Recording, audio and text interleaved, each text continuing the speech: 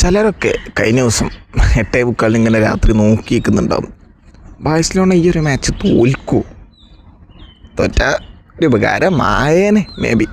അങ്ങനെ ആ ഒരു കളി കണ്ടവരെല്ലാം കഴിഞ്ഞ ദിവസം രാത്രി ചിലപ്പോൾ ഒരു സങ്കടത്തോടു കൂടിയായിരിക്കും ചിലപ്പോൾ മേ ബി കിടന്നുറങ്ങിയിട്ടുണ്ടാവുക. കാരണം വേറെ ഒന്നുമല്ല, ബാഴ്സലോണ VRL ഹോം സ്റ്റേഡിയത്തിൽ പോയിട്ട് 2-0 എന്നുള്ളൊരു സ്കോറിന് പരാജയപ്പെടുത്തി. VRL എന്ന് പറയുന്നത് ഒരു ചെറിയ ടീമല്ല. ഓക്കെ, ഈ ഒരു സീസണിൽ അവർ അങ്ങനെ അത്ര മോശം സിറ്റുവേഷൻസിലൂടെ പോയിക്കൊണ്ടിരിക്കുന്നൊരു ടീമൊന്നുമല്ല. ഓക്കെ, VRL എന്ന് പറയുന്നത് 15 മത്സരങ്ങളിലും 35 പോയിൻറ്റോട് കൂടി ലാലിഗ ടേബിളിൽ 3-ാം സ്ഥാനത്തായിരുന്നു ഈ ഒരു മാച്ച് തുടങ്ങുന്നതിന് മുമ്പ് വരെ. സംഭവം ശരിയാണ്, റയൽ മാഡ്രിഡ് അവിടെ ബെർണാബിൽ 2-0 എന്നുള്ളൊരു സ്കോറിന് പരാജയപ്പെടുത്തി. പക്ഷേ അത്യാവശ്യം നല്ല ഫോമിൽ പൊക്കോണ്ടിരിക്കുന്ന ഒരു ടീമാണ് VRL പറയുന്നത്. അപ്പോൾ എങ്ങാനും ബാഴ്സലോണ VRLനോട് പൊട്ടി കഴിഞ്ഞ് കഴിഞ്ഞാൽ ഉപകാരമാണ്, പ്രത്യേകിച്ചൊരു ടീമിന്. ഓക്കെ, അപ്പോൾ അങ്ങനെ നോക്കി ആ ഒരു മാച്ച് നോക്കി കണ്ടവർക്കെല്ലാം നിരാശയായിരിക്കും കഴിഞ്ഞ മാച്ചിൽ. കാരണം ബാഴ്സലോണ 2-0 എന്നുള്ളൊരു സ്കോറിന് VRL ഹോം സ്റ്റേഡിയത്തിൽ പോയി പരാജയപ്പെടുത്തിയിട്ടുണ്ട്. ഓക്കെ, ഈ ഒരു മാച്ച് ഒരു ടൈറ്റ് മാച്ചായിരിക്കുമെന്നാണ് നമ്മളെല്ലാവരും എക്സ്പെക്റ്റ് ചെയ്തത്.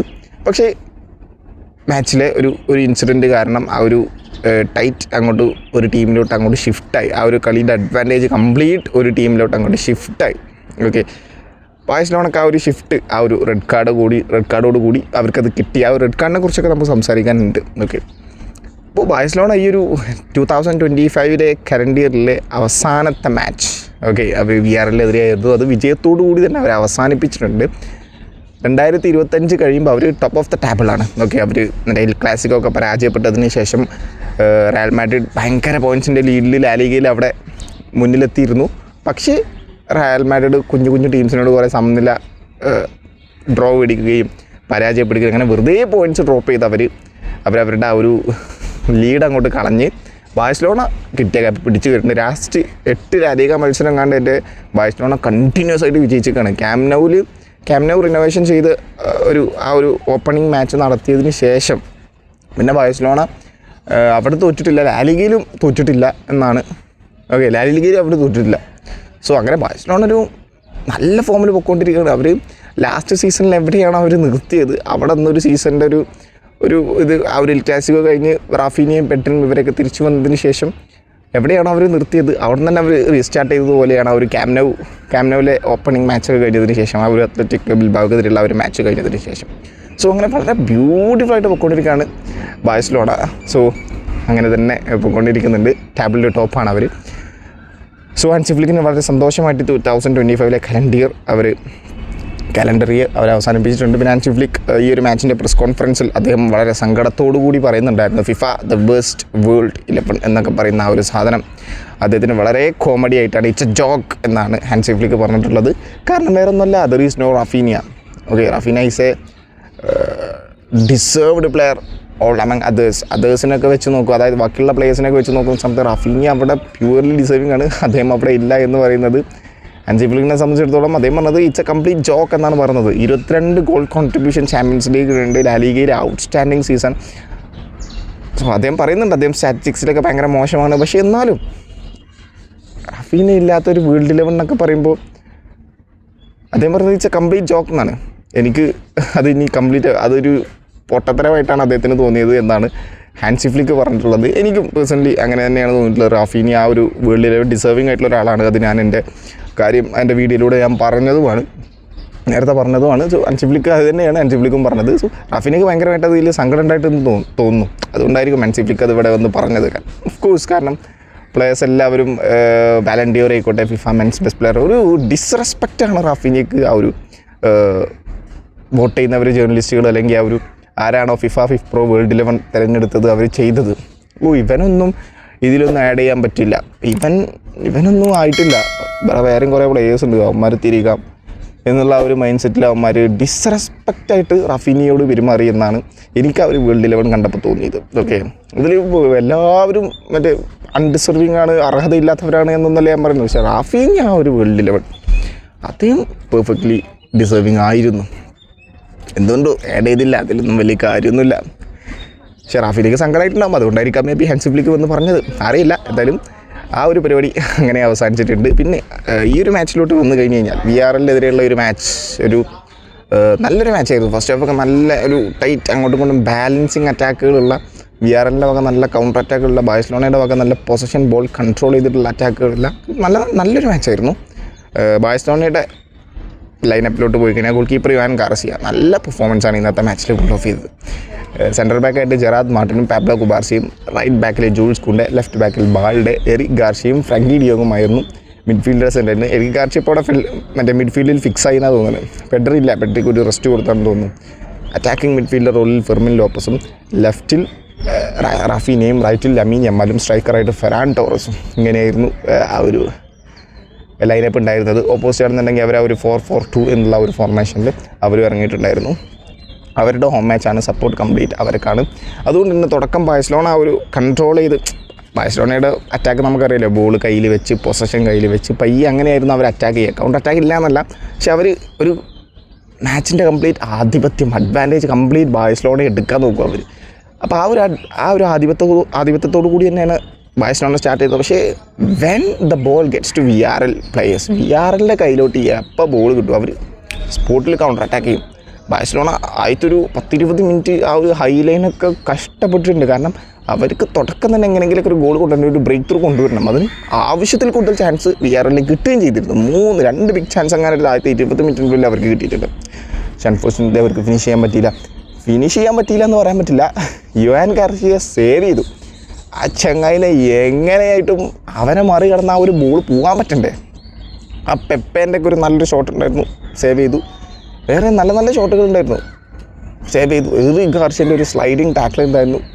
അങ്ങനെ മൊത്തത്തിൽ ബാഴ്സലോണ ഡിഫെൻഡിങ്ങിൽ അവരെന്താ പറയുക, ബോൾ സ്പ്ലിറ്റ് ചെയ്ത് പോകുന്നതിൽ അവർ ഭയങ്കര വീക്കായിരുന്നു. പക്ഷേ ബോൾ അത് ടാക്കിൾ ചെയ്യുന്നതിൽ അവർ ഭയങ്കര അടിപൊളിയായിരുന്നു. Juan Garcia goalkeeper. SofaScore rating ഒക്കെ 8.7, ഏറ്റവും കൂടുതൽ റേറ്റിംഗ് കൊടുത്തിട്ടുള്ളത് യുവാൻ ഗാർസിയക്കാണ്. ഓക്കെ, ലമീൻ യമാലിന് 8.6, മറ്റേ റാഫീനയ്ക്ക് 8, അത്രയ്ക്കാണ് കൊടുത്തിട്ടുള്ളത്. പിന്നെയാണ് അത് കഴിഞ്ഞ് ഫസ്റ്റ് ഹാഫ് ഒരു 17-18 മിനിറ്റ് ആയപ്പോഴാണ് റാഫീന ഒരു ബോളും കൊണ്ട് റൈറ്റ് വിങ്ങിലൂടെ പോകുന്നു. ആ പോകുന്ന സമയത്ത് അദ്ദേഹം ഡിഫൻഡറെ ഡ്രിബിൾ ചെയ്തു. പക്ഷേ ഡിഫൻഡർ കാലിട്ട സമയത്ത് അത് റാഫീനയുടെ കാലിൽ കൊണ്ടു, റാഫീനയുടെ സ്പോട്ടിൽ വീണു. ഇത് പെനാൽറ്റിയാണ്. എന്നെ സംബന്ധിച്ചിടത്തോളം അതൊരു പെനാൽറ്റിയാണ്. സംഭവം അദ്ദേഹം ഇങ്ങനെ പറയുന്നുണ്ടല്ലോ, ഞാൻ അദ്ദേഹത്തെ ഫൗൾ വെച്ചിട്ടില്ല, അദ്ദേഹം ഇങ്ങോട്ടേക്കാണ് വന്നത്. പക്ഷേ എങ്ങനെയായാലും അത് ഫൗളാണ് എന്നാണ് ഞാൻ വിശ്വസിക്കുന്നത്. റാഫീനയ്ക്ക് ആ ഒരു പെനാൽറ്റി കിട്ടുന്നു. റാഫീന തന്നെ ആ ഒരു പെനാൽറ്റി എടുക്കുന്നു. വളരെ ഈസി ആയിട്ട് അദ്ദേഹം ആ ഒരു പെനാൽറ്റി സ്കോർ ചെയ്യുന്നു. അങ്ങനെ 1-0 സ്കോർ ബാഴ്സലോണ മുന്നിലെത്തുന്നു. പക്ഷേ VRL അപ്പോഴും ഈ ഒരു സെയിം ടെമ്പോയിൽ തന്നെ, ഈ ഒരു സെയിം റിതത്തിൽ തന്നെയാണ് അവർ പൊയ്ക്കൊണ്ടിരിക്കുന്നത്. അവർക്ക് ബോൾ കിട്ടുന്നു, കൗണ്ടർ അറ്റാക്ക് ചെയ്യുന്നു. പക്ഷേ അവരുടെ ഒരു പ്രശ്നം എന്ന് പറഞ്ഞു കഴിഞ്ഞാൽ അവർ കുറച്ച് ഓവർ കൂളാണ്. ഓക്കെ, ഒരു കൂൾനെസ് നല്ലതാണ്, പക്ഷേ ഓവർ കൂളാണ്. ബോക്സിൽ നിന്നൊക്കെ വളരെ ഈസി ആയിട്ട് അവർ മറ്റേ അങ്ങോട്ടും ഇങ്ങോട്ടും പാസ് ചെയ്യുന്നു. ചിലപ്പോൾ മിസ് പാസ് ആവും. ഓക്കെ, സ്വന്തം ബോക്സിൽ നിന്ന്, ഓപ്പോസിറ്റ് അല്ല, സ്വന്തം ബോക്സിൽ നിന്ന് വളരെ ഈസി ആയിട്ട് അവർ പാസ് ചെയ്യും. ചിലതൊക്കെ ക്ലിയർ ചെയ്ത് കളയേണ്ട ബോളുകളൊക്കെ ഈസി ആയിട്ട് അങ്ങോട്ടും ഇങ്ങോട്ടും പാസ് ചെയ്ത് മിസ് പാസ് ചെയ്ത് കളഞ്ഞ് അങ്ങനെ ഒരു ഗോൾ വന്നിട്ടുണ്ട്. ഓക്കെ, അതിലോട്ട് വരാം. അങ്ങനെ ഫസ്റ്റ് ഹാഫ് അങ്ങനെ പൊയ്ക്കൊണ്ടിരിക്കുന്നു. VRL അങ്ങനെ തിരിച്ച് അറ്റാക്ക് ചെയ്യുന്നു. അത് കഴിഞ്ഞ് പെനാൽറ്റി കഴിഞ്ഞ റാഫീനയുടെ ഒരു ഷോട്ട് ഉണ്ടായിരുന്നു. ബാറിമ തട്ടിയത് അങ്ങോട്ട് പോയി. അത് ഗോളായിരുന്നെങ്കിൽ സീൻ ഗോളായേനെ. അത് ബാറിമ തട്ടിയത് അങ്ങനെ പോയടാ. അങ്ങനെ അതൊരു കിഡിലൻ ഷോട്ടായിരുന്നു. ലമീൻ യമാൽ നേരെ റാഫീനെ കിട്ടുന്നു. റാഫീനെ ഫസ്റ്റ് ടൈം ഷോട്ട് കേൾ ചെയ്ത് ബാറിമ തട്ടിയത് പുറത്തു പോയി. ഓക്കെ, അതവിടെ കഴിഞ്ഞു. പിന്നെ VRL കുറേ നല്ല അറ്റാക്കുകൾ ഉണ്ടായിരുന്നു. ബാഴ്സലോണയും അത്യാവശ്യം കുഴപ്പമില്ലാത്ത അറ്റാക്കുകൾ ചെയ്തു. പിന്നെയാണ് ഫസ്റ്റ് ഹാഫിൽ ആ ഒരു ഇൻസിഡൻറ്റ് വരുന്നത്. ബാഴ്സലോണ ഇങ്ങനെ ആ ഒരു ബോൾ കൺട്രോൾ ചെയ്ത് അവർ ആ ഒരു ബോൾ അറ്റാക്കേഴ്സിന് കൊടുത്തുകൊണ്ടിരിക്കാൻ നേരെ കൊടുത്തത് ലമീൻ യമാലായിരുന്നു. അവിടെ വിയേക്ക എന്ന് പറഞ്ഞിട്ടുള്ള ഒരു ഡിഫൻഡർ VRLൻ്റെ ലമീൻ യമാലിന് ബോൾ കിട്ടിയപ്പോൾ പുറകിൽ നിന്ന് സ്ലൈഡിങ് ടാക്കിൾ ചെയ്ത് അദ്ദേഹം വന്നു. അങ്ങനെ പുറകിൽ നിന്ന് സ്ലൈഡിങ് ടാക്കിൾ ചെയ്ത് വന്ന സമയത്ത് ലമീൻ യമാലിൻ്റെ കാലിൽ അത് ജസ്റ്റ് ഒന്ന് കൊണ്ടു. അദ്ദേഹം അവിടെ വീണു. ഓഫ് കോഴ്സ് വീണു. ഒരു കാണുമ്പോൾ നമുക്കതൊരു ഹാർഡ് ഫൗളായിട്ട് തോന്നും. പക്ഷെ അത്രയും നമുക്കൊരു അതിൻ്റെ റീപ്ലേ ഒക്കെ കണ്ട സമയത്ത് നമുക്ക് മനസ്സിലാവില്ല. ലമീൻ യമാലിൻ്റെ കാലിൽ ജസ്റ്റ് ഒന്ന് അത് ടച്ച് ചെയ്തിട്ടേ ഉള്ളൂ. എനിക്ക് തോന്നിയ കാര്യം കേട്ടോ, അത് ജസ്റ്റ് ഒന്ന് ടച്ച് ചെയ്തിട്ടേ ഉള്ളൂ. പക്ഷേ ലമീൻ യമാൽ അതവിടെ കിടക്കുന്നു, വീഴുന്നു, ആക്ട് ചെയ്യുന്നു. ഓക്കെ, അത് ഞാൻ വെറുതെ പറഞ്ഞ കേട്ടോ. അത് കുറച്ചൊന്നൊരു ഇച്ചിരി എക്സാജറേറ്റ് ചെയ്തു എന്നുള്ളത് ലമീൻ യമാലിൻ്റെ കാര്യം നിന്നും കാണുമ്പോൾ നമുക്ക് തോന്നും. ഓക്കെ, എനിക്ക് തോന്നിയ കാര്യമാണ്. അദ്ദേഹം അത് എക്സാജറേറ്റ് ചെയ്ത് കുറച്ച് കാണിച്ചു. അത് കഴിഞ്ഞ് എണീറ്റ് പോയ സമയത്ത് മുടന്തേക്ക് നടക്കുന്നുണ്ട്. അത്രക്കൊന്നും അത് കൊണ്ടിട്ടില്ല എന്നാണ് എൻ്റെ ഒരു അഭിപ്രായം. ഓക്കെ, എൻ്റെ പേഴ്സണൽ അഭിപ്രായം മാത്രമാണ്. ചിലപ്പോൾ നിങ്ങളുടെ അഭിപ്രായം ചിലപ്പോൾ മേ ബി ഡിഫറെൻ്റ് ആയിരിക്കും. എന്തായാലും അത് VRLക്ക് റെഡ് കാർഡ് തന്നെ കൊടുത്തു. അത് കാണുമ്പോൾ നമുക്കൊരു ഹാർഡ് ടാക്കിളാണ്. റഫറി വാർ പോലും ചെക്ക് ചെയ്യുന്നില്ല, റഫറി കണ്ടു കൊടുത്തു, അത്രേ ഉള്ളൂ. ടാക്കിൾ ഫ്രം ബിഹൈൻഡാണ്. പിന്നെ അതുപോലെ ലമീൻ യമാൽ ഒരു ലാസ്റ്റ് മാൻ എന്നുള്ള രീതിയിലാണ്. ടാക്കിൾ ഫ്രം ബിഹൈൻഡാണ്, ഹാർഡാണ്. അത് തന്നെ മതി ഡയറക്റ്റ് റെഡ് കാർഡിന്. ചങ്ങായിക്ക് റെഡ് കാർഡ് കൊടുത്തു. അങ്ങനെ VRL 10 പേരായിട്ട് ചുരുങ്ങി ഫസ്റ്റ് ഹാഫിൽ തന്നെ. അത് അവർക്ക് വളരെ വലിയൊരു തിരിച്ചടി. അങ്ങനെ ആ ഒരു ഇൻസിഡൻറ്റോട് കൂടിയാണ് ബാഴ്സലോണയ്ക്ക് ഒരു കംപ്ലീറ്റ് ഒരു അഡ്വാൻറ്റേജ് അങ്ങോട്ടേക്ക് പോയത്. അങ്ങനെ പിന്നെ ഫസ്റ്റ് ഹാഫിൽ കുറേ അറ്റാക്കുകൾ ഉണ്ട്, ബാഴ്സലോണ ഒന്നും ഗോളായില്ല. സെക്കൻഡ് ഹാഫിലോട്ട് പോയി. സെക്കൻഡ് ഹാഫിലോട്ട് പോയ സമയത്ത് ഞാൻ പറഞ്ഞല്ലോ ഈ ഒരു VRL ഓവർ കൂളാണ്. അവർക്ക് ബോൾ കിട്ടുന്ന സമയത്ത് കൗണ്ടർ അറ്റാക്ക് ചെയ്യും. അവരുടെ ബോക്സിൽ തന്നെ ഈ കൂളായിട്ട് അവരവരുടെ പ്ലേയേഴ്സിനെ പാസ് ചെയ്യും. കൺജസ്റ്റഡ് ആയിട്ടുള്ള ഏരിയയിൽ നിന്നൊക്കെ കൂളായിട്ട് പാസ് ചെയ്യും. ചിലതൊക്കെ ക്ലിയർ ചെയ്ത് കളയേണ്ട ബോൾ. അങ്ങനെ ഒരു ബോൾ പാസ് ചെയ്തതാണ് നേരെ കൊടുത്തത് ഫ്രങ്കി ഡിയോങ് ആദ്യം ഒരു ഷോട്ട് എടുത്തു, ഗോളായില്ല. പിന്നെ അത് നേരെ ലമീൻ യമാലിന് കൊടുത്തു. ലമീൻ യമാൽ കുറച്ച് നേരം ഒന്ന് ഫിയൻഡ് ചെയ്ത് ചുറ്റി വിട്ടു. ഓക്കെ, നമ്മൾ മറ്റേ പെൻസിലടി അടിക്കൊന്നുമില്ല, അങ്ങനത്തെ ഒരു ടൈപ്പ് ഓഫ് ഷോട്ട് അടിച്ചു ലമീൻ യമാൽ നേരെ പോസ്റ്റിക്ക്. അത് തൊട്ടടുത്ത് നിന്ന ബോക്സ് ഒരു നട്മക്ക് ഗോളായിട്ട് അത് മാറി. അങ്ങനെ 2-0 എന്നുള്ള സ്കോറിന് ബാഴ്സലോണ മുന്നിലെത്തി. ലമീൻ യമാലിന് ആ ഒരു പെനാൽറ്റിൻ്റെ ശേഷം നല്ല കൂക്കുവിളി ഉണ്ടായിരുന്നു VRLൻ്റെ ഓഡിയൻസിൻ്റെ അടുത്ത് നിന്നും. സോ അപ്പോൾ ലമീൻ യമാൽ ആ ഒരു സെലിബ്രേഷൻ ഉണ്ടായിരുന്നു. നിങ്ങൾ കൂക്ക് വിളിക്കുക, ഇപ്പോൾ നിങ്ങൾ സംസാരിക്കുക, ഗോളടിച്ചു, ഇനിയിപ്പോൾ നിങ്ങൾ സംസാരിക്കുക. അങ്ങനെ ആ ഒരു രീതിയിൽ തിരിച്ച് സംസാരിക്കുന്നതിൽ ലമീൻ യമാൽ അത് കാണിച്ചതൊരു ഹീറോയിസമാണെന്ന് വിശ്വസിക്കുന്ന ഒരാളാണ് ഞാൻ. ഓക്കെ, അത് നല്ല കാര്യമാണ്. അദ്ദേഹത്തെ ഫൗൾ വെച്ചു, അതവിടെ വീണു, അത്രയേ ഉള്ളൂ. റഫറിക്ക് അത് ഹാർഡ് ടാക്കിളായിട്ട് തോന്നി, റെഡ് കാർഡ് കൊടുത്തു, അത്രയേ ഉള്ളൂ. സ്ഥലത്ത് ഇത് കാണിക്കണോ വേണ്ടെന്നൊക്കെ അദ്ദേഹത്തിൻ്റെ തീരുമാനം. ഓക്കെ, അതെന്തായാലും അവന്മാർ പിന്നെ അതിനുശേഷം വീണ്ടും തൂക്കി. പക്ഷേ വലിയ കാര്യമൊന്നുണ്ടായില്ല. ലമീൻ യമാൽ അങ്ങനെ കളിച്ചുകൊണ്ടിരിക്കുന്നു. പിന്നെ അതിനുശേഷം കുറേ സബ്സ്റ്റിറ്റ്യൂഷൻസ് കൊണ്ടുവന്നു. ഫെറാൻ ടോറസിനെ മാറ്റി ലെവൻഡോസ്കിനെ ഇറക്കിയും, റാഷ്ഫോർഡിനെ കൊണ്ടുവന്നു, ഫെർമിൻ ലോപ്പസിനെ മാറ്റി റാഷ്ഫോർഡിനെ കൊണ്ടുവന്നു. യൂസ് കൂണ്ടേക്ക് ഒരു ചെറിയൊരു ഇഞ്ചുറി ആയിട്ട് അദ്ദേഹത്തെ കയറ്റിയും കസേഡോനെ ഇറക്കിയും, അങ്ങനെ എറിക് ഗാർഷ്യനെ മാറ്റി ആരെയൊക്കെ കൊണ്ടുവന്നു, ബേണിലിനെ കൊണ്ടുവന്നു. അങ്ങനെ കുറേ ചേഞ്ചസ് ഒക്കെ വരുത്തി. പക്ഷേ പിന്നെ ഗോളുകളൊന്നും വന്നില്ല. ബാഴ്സലോണ അങ്ങനെ പിന്നെ അടിപൊളിയായിട്ട് അങ്ങനെ പോയി. അങ്ങനെ മാച്ച് അവസാനിച്ചു 2-0 എന്നുള്ള സ്കോറിന് ബാഴ്സലോണ വിജയിച്ചു. 2025 ലാലിഗയിലെ ടോപ്പ് ഓഫ് ദ ടേബിൾ എന്ന് പറയുന്നത് ബാഴ്സലോണയാണ്. ഇനി നമുക്ക് അടുത്ത കൊല്ലം കാണാം. അടുത്ത കൊല്ലം ഏതൊക്കെ type of matches, Super Copa de Espana matches ഉണ്ട്. പിന്നെ ലാലിഗയിൽ തന്നെ എനിക്ക് തോന്നുന്നു എസ്പാനോളിനെതിരെയാണ് 4-ാം തീയതി മാച്ച് സ്റ്റാർട്ട് ചെയ്യുന്ന ബാഴ്സലോണയുടെ. സോ നമുക്ക് നോക്കാം. എന്തായാലും താങ്ക് യു സോ മച്ച്.